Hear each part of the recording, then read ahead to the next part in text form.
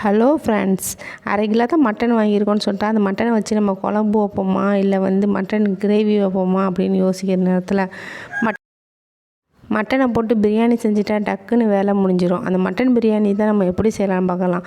அதுவும் மட்டன் தம் பிரியாணின்னு சொன்னாலே நமக்கு எல்லாத்துக்குமே ரொம்ப பிடிக்கும்.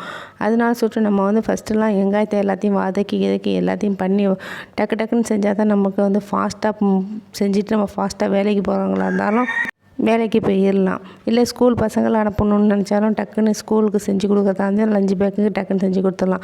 இந்த மட்டன் பிரியாணியை நம்ம சேனலில் போட்டிருக்கோம். நம்ம சேனலில் இதோட பின் பண்ணி வைக்கிறேன், போய் பார்த்துக்கோங்க. டக்குன்னு எப்படி மட்டன் பிரியாணி எப்படி செய்கிறது, தம் பிரியாணி அப்படின்னு போட்டிருக்கோம். இந்த பிரியாணி செய்கிறது ரொம்ப சுலபமாக ஈஸியான வேலை தான். ஆனால் நமக்கு ரொம்ப பேருக்கு தெரிய மாட்டேங்குது. ஆனால் சீக்கிரம் செஞ்சிடலாம். நீங்களும் செஞ்சு பார்த்துட்டு உங்கள் ஃப்ரெண்டுகளுக்கும் ஷேர் பண்ணுங்கள். அந்த மட்டன் பிரியாணியை பிடிச்சிருந்தா லைக் பண்ணுங்கள். சேனலை மறக்காமல் சப்ஸ்கிரைப் பண்ணிங்க. ஓகே ஃப்ரெண்ட்ஸ், பாய்.